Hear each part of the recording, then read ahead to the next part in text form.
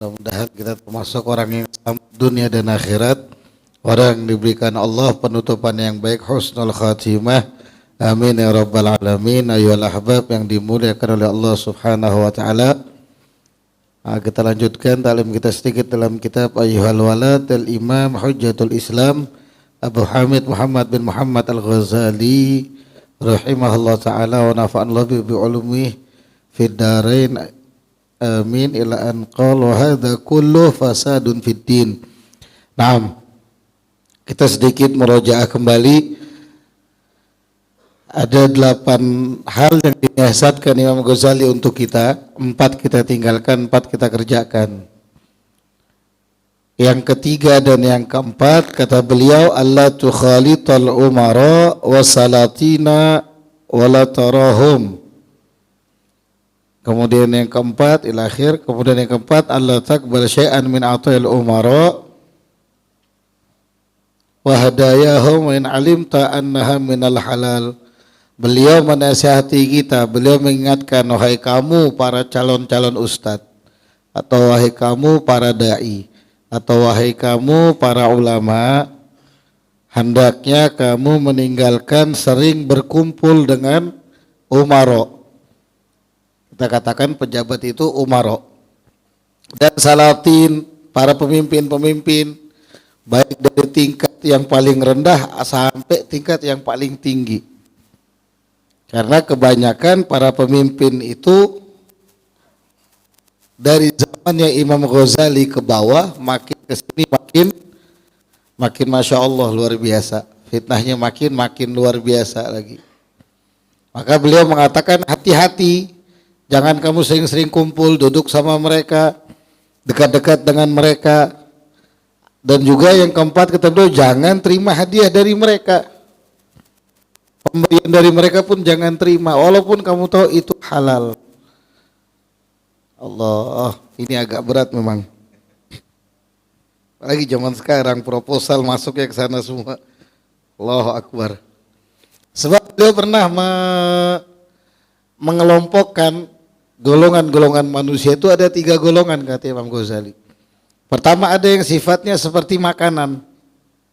Hari-hari harus dimakan buat hidup. Hari ini ada yang sudah makan nasi. Sekan berapa kali hari ini makan? 3 alhamdulillah. Jalu 8. Wah. Oh 2. Itu untuk bertahan hidup. Ada lagi yang sifatnya seperti obat. Jalu berapa kali hari ini ngobat? Enggak, berarti enggak sakit alhamdulillah. Rizky? Enggak juga alhamdulillah. Atau Andre? Enggak juga alhamdulillah. Berarti kan tidak harus tiap hari dia makan obatnya. Dan yang terakhir kata Imam Ghazali ada yang seperti racun.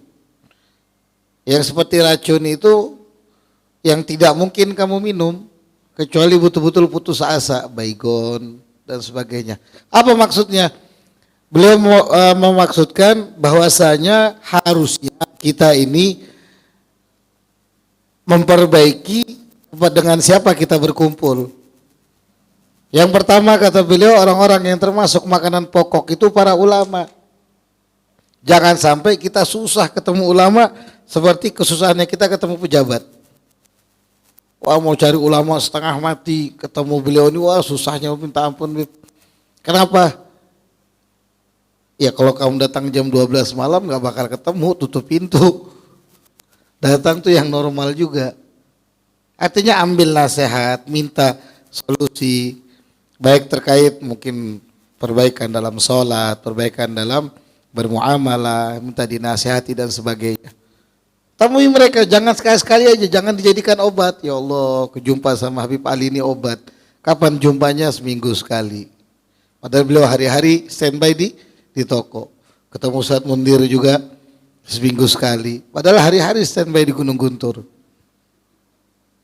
Tapi kalau sudah sama Umaro, tiap hari kita cari. Kalau bisa ketemu, wah luar biasa. Foto sana, foto sini, tanda tangan sana, tanda tangan sini. Apalagi musim-musim pemilihan sebentar lagi kayak di Wakanda. Wakanda bukan di sini. Harusnya dibalik. Para ulama ini mereka obat bagi kita. Mereka itu makanan bagi kita, maaf. Mereka makanan untuk menghidupkan ruh kita. Ruh itu kalau sudah hidup, kalau sudah sehat, semangat untuk ibadah. Itu pasti. Tapi kalau ruhnya sakit-sakitan, lemes, gak ada makanan, coba yang gak makan tuh kelihatan kok kayak Padli di belakang tuh lemes bawaannya. Kenamah lagi katanya. Ustadz Mundir lemes bawaannya. Kenamah kata Ustadz Mundir. Ini berarti makanannya nggak teratur. Nah begitu juga kalau kita mau lihat, oh saya ini rupanya agak susah untuk ibadah, berarti makan saya lagi kurang. Maka berarti kamu banyak ketemu orang yang tidak benar. Kemudian kelompok yang kedua, obat. Obat itu ya para umaro. Mereka kita temui sesekali aja untuk menasihati, untuk begini, untuk mengingatkan, untuk jangan sampai mereka keluar dari jalurnya. Jangan hari-hari ditemuin. Coba orang hari-hari kalau minum obat, sehat. Masuk penjara, iya. Kalau enggak percaya coba ke penjara, ke lapas di Stal Kuda sana. Kebanyakan masuk gara-gara tiap hari makan obat. Bukannya sehat di penjara, iya sakit lagi. Kurus badannya. Loh kenapa Beb kok mereka diibaratkan obat? Iya, sering saya katakan Habib Ali, Ustadz Mundir, saya, siapapun mereka ceramah 1000 kali memfatwakan berzina itu haram, menggibah itu haram. Habis itu buka aurat itu haram. Apalagi? Ngerampas hak milik orang lain itu haram, maling ini semua berdosa. 1000 kali tetap aja masih banyak yang zina. Tapi kalau obatnya turun, tanda tangan dari Presiden Wakanda Habib Agil seumpama. Mulai hari ini setiap warga negara Wakanda yang perempuan wajib memakai abaya yang longgar. Kira-kira kelihatan enggak paha-paha di jalanan? Dosa itu pasti ada, perzinahan pasti ada, nggak mungkin nggak ada yang lepas dari dosa. Tapi setidaknya mengurangi dampak yang besar kayak yang ada sekarang ini. Yang sekarang ini orang berzina karena yang temannya iri dibilang zina. Coba kalau sama-sama pacaran, Jaluk pacaran, Rizky pacaran, Yusuf pacaran, baru Habib Ali bilang kamu berzina, ngamuk mereka. Kan begitu. Tapi kalau yang lain coba, oh si ini fulan berzina, Beb ini berzina. Dia datang sama ceweknya sekalinya. Enggak efektif. Tapi kalau sudah ada peraturan dari Umaro, oh ini langsung lebih efektif. Mau nggak mau perempuan-perempuan enggak bakal dia buka aurat di jalanan. Itu seperti di Yaman. Di Yaman karena mereka memang peraturan negaranya ngasih peraturan wajib bagi setiap perempuan yang menjadi warga negara atau yang masuk ke negara Yaman itu tutup auratnya. Bahkan sampai jam keluarnya diatur. Aib besar di Yaman itu kalau perempuan keluar di atas jam 8 atau jam 9 malam. Artinya bukan mengatakan yang hadir majelis ini aib. Ini loh bagaimana mereka mengurangi dampak yang tidak diinginkan. Ini obat tadi itu diminum sekali. Oh peraturannya kok mulai berubah ya. Oh peraturannya kok mulai nggak enak ya. Oh baru tugasnya Habib Ali Ustadz Mundir kirim surat. Assalamualaikum warahmatullahi wabarakatuh. Bismillah, alhamdulillah, sallallahu rasulillah. Dari hamba Allah Ali bin Muhammad Al-Habsyi, dari hamba Allah Mundir Ansori, kepada yang terhormat Agil Assegaf selaku kepala negara Wakanda. Saya nggak mau ngasih contoh Indonesia, takut saya nggak lucu besok-besok digeruduk, nggak bisa ketemu lagi kita nanti. Mohon maaf yang terhormat, sebagai kepala negara tolong ini dilihat kenapa kok peningkatan orang-orang mabuk di jalanan makin tinggi, khususnya di kota Konoha. Kenapa kok di Konoha ini minuman-minuman keras makin rame, makin marak? Kok lem-leman dipakai nak karu-karuan dan seterusnya. Mohon ditindaklanjuti. Dibaca sebagai kepala negara yang baik. Oh Masya Allah ada teguran dari ulama. Bukan ditangkap. Kalau di Wakanda ditangkap. Indonesia alhamdulillah. Itu orang yang ngomong ya. Begitu harusnya. Sesekali aja ditemuinnya. Dan bukan satu hal yang bagus, yang terpuji kalau ada maaf pejabat-pejabat pemerintah yang didatangi orang-orang fakir. Enggak bagus sama sekali. Wah, ngumpul tiap Jumat di rumah misalkan Andre sebagai gubernur di salah satu provinsi di Wakanda. Wakanda ya, ini ingat Wakanda. Tiap Jumat Andre ngasih sebagai pejabat, dia ngasih fukara masakin. Apa itu suatu prestasi? Itu suatu kecacatan sebagai seorang pemimpin. Nah bodohnya kita kan kita luar biasa. Pilih dia aja Beb, ini Masya Allah luar biasa Beb. Kenapa tiap minggu dia ngasih makan?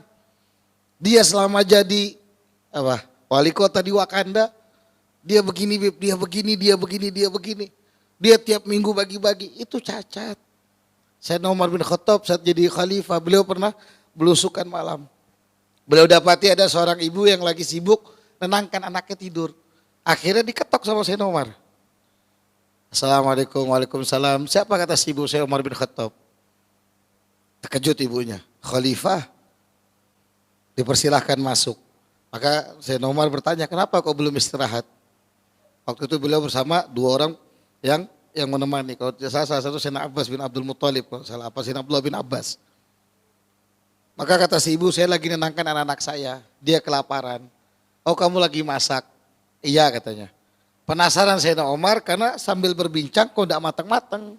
Di tungku tadi diambil, dibuka tungkunya, rupanya isinya batu yang dimasak.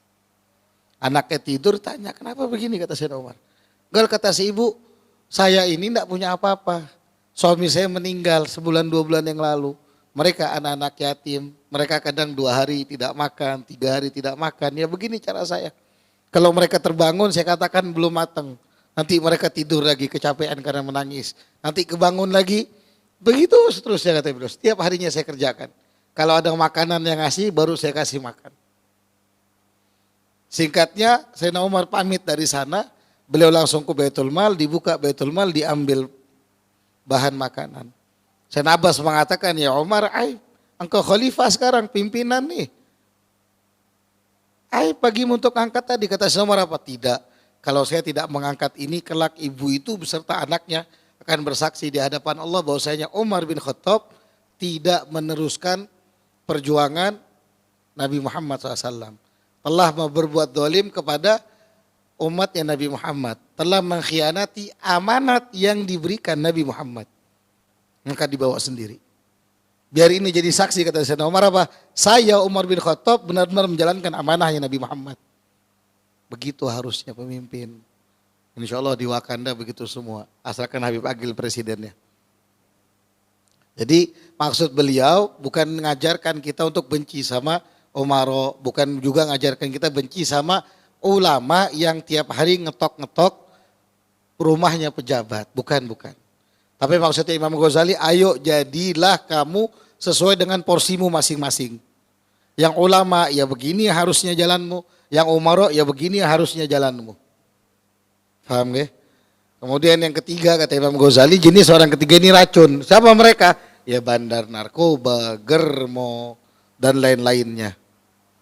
Yang kadang-kadang ya itu juga maaf yang ngomong masuknya di dalam pemerintahan. Masuk di pemerintahan, Habib kami minta nasihatnya begini. Begitu Habibnya mulai ngomong nasihatin, dianya main HP. Memang gak niat dinasihatin berarti, cuma formalitas. Maka jangan jadi yang ketiga. Kalian tinggal pilih mau jadi yang pertama atau yang kedua, itu bagus semua. Yang pertama jadi ulama, pewarisnya Nabi Muhammad.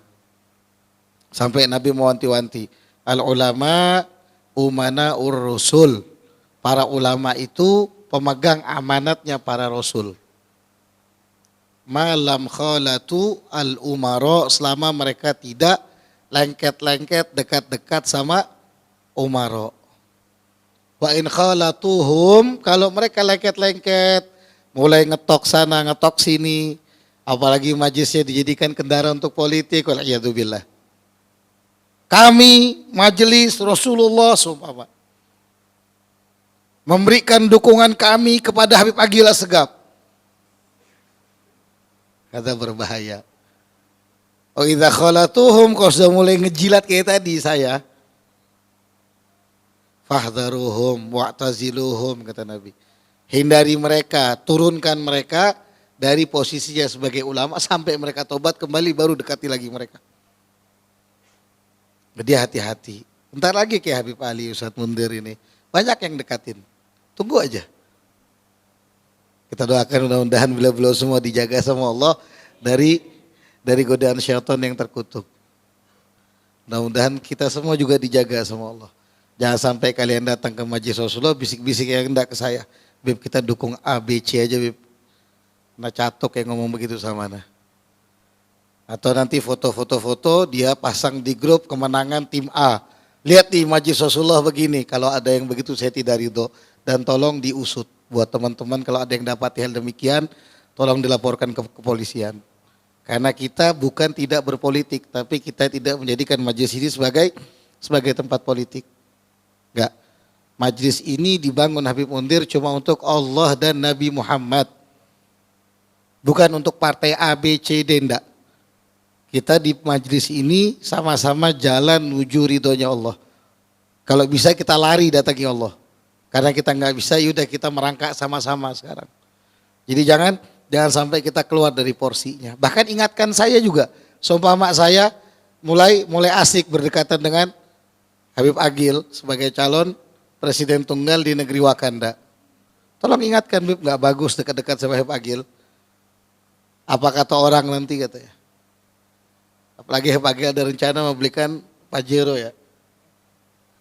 Oh, bahaya sekali. Maka jangan terima hadiah dari mereka, kata Imam Ghazali. Dekati jangan, terima hadiah jangan. Walaupun itu halal. Nah terus caranya gimana? Kalau emang mereka maksa kasih, ya kasih Bang Dani. Kasih Andre, kasih Jalu. Biar nanti mereka yang kasih ke kami. Jadi sampainya ke kami harta tadi bukan hartanya pemerintah. Tapi hadiah dari yang lain. Loh kenapa bahayanya? Bahaya kalau sampai kita nerima hadiah dari mereka, pemberian mereka. Nanti gak enak mau nasihatin. Aduh kayak apa ya, dia mulai bengkok. Aduh, akhirnya bukannya nasihati malah membenarkan. Oh enggak, betul juga itu, si fulan ini memang luar biasa. Ini kayak khalifah ketiga Sayyidina Utsman bin Affan orang ini. Dermawan kata dia. Haula wala quwata illa billah. Oh sikapnya tegas lihat. Kayak Sayyidina Umar bin Khattab. Haula wala quwata illa billah. Oh orangnya cerdik kata dia. Keputusannya selalu tepat. Kayak Sayyidina Ali bin Abi Thalib. La ilaha illallah. Gara-gara apa? Gara-gara sering terima hadiah. Gara-gara sering terima hadiah. Makanya bahaya. Tahadu tahabbu kata Nabi. Salinglah kalian memberi hadiah. Kalian pasti saling mencintai. Kalian semua cinta sama Habib Ali sama Ustadz Mundir. Lantaran apa? Dapat hadiah ilmu terus tiap hari. Tiap minggu. Tiap ketemu. Makanya cinta. Nggak tahu Habib Ali sama Ustadz Mundir ya, cinta nggak sama kalian? Nggak dapat apa-apa soalnya, kurus iya kata Ustadz. Nggak, tapi cinta, insya Allah cinta. Guru-guru kita cinta sama kita semua. Jangankan harta, ilmu aja dikasih, lihat. Jadi jangan sampai kita menyalahartikan urusan hadiah tadi. Oh diterima, oh enggak ini tanda cintanya si fulan Beb sama MR seumpama. Iya, tapi jangan sampai atas nama MR yang terima. Yang lain aja yang terima. Terimakan atas nama Bang Ahmad kah, Yusuf kah, Bang Asrul kah, Bang Mahbub kah. Nanti dari mereka baru ke kami. Agar kita tidak ada tendensi. Tidak ada keraguan-raguan untuk mengatakan yang batil-batil, yang hak-hak. Coba kalau seumpama mereka para koruptor itu rajin sodakoh ke MR. Gak bakal kita bahas masalah korupsi. Gak bakal kita ngejauhkan orang dari korupsi. Mungkin kita yang anjurkan udah korupsi aja mumpung bisa. Alhamdulillah. Jadi jangan sampai kita salah memahami nasihat beliau. Kita ini lagi disiapkan sama beliau, disuruh pilih antara jadi ulama atau jadi umaro. Asal jangan jadi manusia yang ketiga, racun. toksik. Kalau kita nggak bisa jadi ulama, mudah-mudahan anak turunan kita jadi ulama yang soleh, ulama amil, ulama yang membanggakan Nabi Muhammad. Paling tidak kita ada harapan untuk jadi umaro. Kayak saya kan ini ada harapan bisa jadi gubernur di masa datang.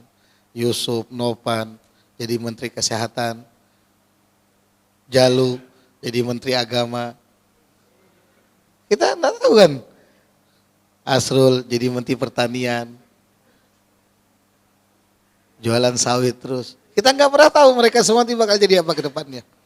Kita nggak suudon, tapi siapkan diri kalian, niatkan semuanya untuk Allah. Jangan sampai saat kalian ngejabat, gajinya sekian, kehidupannya kayak pengusaha sultan-sultan di Qatar. Nggak sesuai. Kan begitu. Kadang-kadang kerjaannya aja kok Bib, saya Bib, tapi alhamdulillah berkah Bib. Alhamdulillah saya bisa punya Pajero 3, Alphardnya 4, rumahnya gedong. Bukan berkah, saya yakin korupsi. Orang jelas kalau sudah gajinya sekian, ininya sekian. Berkah dari mana? Jadi siapkan diri kalian untuk jadi umaro atau jadi ulama. Maka jangan jadi yang ketiga. Yang ketiga ini racun untuk dua-duanya. Ya tadi mereka yang rusak ulamanya. Udah enggak apa-apa, terima aja dari dia. Yang satu lagi, udah kamu biar bagus nama kamu dekatin aja ulama-ulama. Lihat ntar lagi. Nah ini gara-gara orang ketiga. Yang ketiga ini biasanya temannya syaitan. Dan semua itu kata Imam Ghazali ngerusak dalam agama.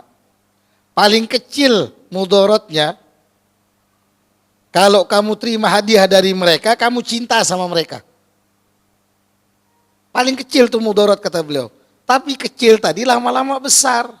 Gara-gara cinta enggan menegur. Gara-gara cinta tidak menyalahkan saat dia salah. Gara-gara cinta membenarkan perbuatan salahnya. Artinya bukan kecil, besar, itu sindiran dari beliau. Dan saat kamu sudah cinta sama mereka, kamu bakal berharap, oh si orang ini mudahan panjang umur, sehat walafiat, oh kerjaannya dijaga oleh Allah, dipanjangkan ini semua, oh macam-macam doanya. Akhirnya kamunya enak, teman-temanmu yang lainnya sengsara. Ini gara-gara umaro yang tidak bertanggung jawab. Gara-gara ulama yang tidak bertanggung jawab. Akhirnya rusak semuanya. Rusak semuanya. Gak apa-apa, dia Masya Allah luar biasa dipuji-puji. Gara-gara apa? Ngejilat. Padahal yang satu lagi kesakitan, temannya 20 orang kesakitan. Dianya aja yang enak. Itu juga dikasih umpan, maaf, kayak ngasih makan anjing. Dan saya pernah ketemu orang yang begitu. Kadang-kadang sampai ulama ini bisa tunduk gara-gara urusan ekonomi, uang dilempar. La haula wala quwata illa billah. Kan muncul sekarang. Muncul orang lagi ngaji dilempar duit. Apa maksudnya? Yang membenarkan siapa? Kita yang bodoh-bodoh. Wah, luar biasa disawer, Beb. Kalau saya orang yang begitu tololnya manusia. Tidak ada akhlak, tidak ada adab. Jadi perbaiki semuanya dimulai dari diri kita. Dimulai dari diri kita. Pilih pemimpin nanti yang benar-benar. Yang benar-benar, jangan sembarangan. Nasib bangsa ini di tangan kalian. Saya sudah katakan di minggu kemarin, kalau ada yang ngasih uang, diterima. Tapi jangan dipilih. Kita bantu mereka untuk sodakoh, nggak apa-apa kita bantu, kita selamatkan mereka. Diterima. Datang orang ke Jalu dari fraksi A, B, C, D sampai G. Terima semua Jalu, jangan khawatir. Yang dipilih H, I, J, K, L, M sampai Z. Yang A sampai G jangan dipilih. Beb khianat dong, enggak. Mereka kan ngasih uangnya emang buat apa? Buat sodakoh kan? Ya kita bantu mereka sodakoh, kita arahkan. Tapi kita tidak milih mereka. Kalau kamu milih mereka saat kamu terima uang mereka, kamu namanya nerima riswah, bukan sodakoh lagi. Riswah itu sogokan, siap-siap dilaknat sama Allah. Akhirnya hidup nggak barokah. Jadi jangan khawatir sama serangan fajar. Mau dia serangan fajar, serangan duhur, serangan asar, serangan maghrib, serangan isya, serangan tahajud sekalipun terima. Tapi jangan dipilih kalau kamu sayang mereka. Kalau kamu cinta mereka. Kalau kamu sayang sama saudara umat kaum muslimin ini, terima tapi jangan dipilih. Kita nggak boleh benci umat Nabi Muhammad, kita nggak boleh musuhi umat Nabi Muhammad. Ya kita bantu mereka. Kita bantu mereka biar bisa sedekah, biar ada amalnya. Wa fi mahabbati baga'i dzalim iradatun fi dzulum ala ibadillah. Dan saat kamu cinta orang zalim itu panjang umur, berarti ada keinginan dalam hati kecilmu untuk kezaliman kepada hamba-hamba Allah yang lainnya. Wa iradatu kharabil alam, dan juga keinginan kamu untuk merusak alam dunia ini. Fa ayyu syai'in yakunu afdara min hadza lid-din wal aqibah. Maka adakah yang lebih bahaya? Yang kecil tadi, yang lebih membahayakan bagi agama dan bagi akhirat kita nanti. Gara-gara mulai jatuh cinta sama Umaro. Dapat bantuan. Dikira dia bagus, Umaro ngasih bantuan. Ya uang kalian yang disimpan selama ini buat ngegedein perut mereka, buat ngebesarin rumah mereka, buat ngejalankan air listrik di rumah mereka. Air kalian mati, tidak nyala sampai hari ini. Baru kalian cinta, kan goblok namanya. Kalian puja-puja, kalian wah sanjung tinggi-tinggi luar biasa. Jangan, yang normal. Kata patah Arab itu la tahrif bima la ta'rif. Jangan kamu puji berlebihan sesuatu yang tidak kamu kenal betul-betul, yang tidak kamu ketahui betul-betul. Husnudzon boleh, berlebihan jangan. Apalagi jangan sampai kalian mau ditunggangi oleh mereka. Jangan mau. Oh dipilih Bang Dani nanti jadi tim suksesnya partai Keboliar. Seumpama, ya paham lah ya, Keboliar. Atau nanti Jalu dipilih sebagai tim sukses Pohon Palem misalkan. Paham lah ya. Jangan mau kalian dibodoh-bodohi. Bagus kalian jadi tim suksesnya Nabi Muhammad. Tim suksesnya Nabi Muhammad nggak ada rugi. Dari dunia dikubur sampai di akhirat. Kalian terus kenalkan orang sama Nabi Muhammad, bawa mereka kepada Nabi Muhammad, kenalkan mereka kepada Nabi Muhammad, kalian tidak akan rugi selama-lamanya. Tapi kalau kalian sudah salah pilih, berbahaya. Kalau memang harus berpolitik, maka berpolitiklah yang sehat. Berpolitiklah yang benar. Kalau sudah ngelihat ada racun, toksik dan lain sebagainya, undur diri kalian dari hal tersebut. Masih banyak cara kita untuk islahul ummah. Masih banyak cara kita untuk perbaiki keadaan umat ini. Kita bisa demo mereka, kita bisa, ya kan? Tenang aja, masih banyak cara kita kok. Wallahu a'lam bishawab. Mudah-mudahan Allah jadikan kita atau anak-anak kita ulama yang saleh.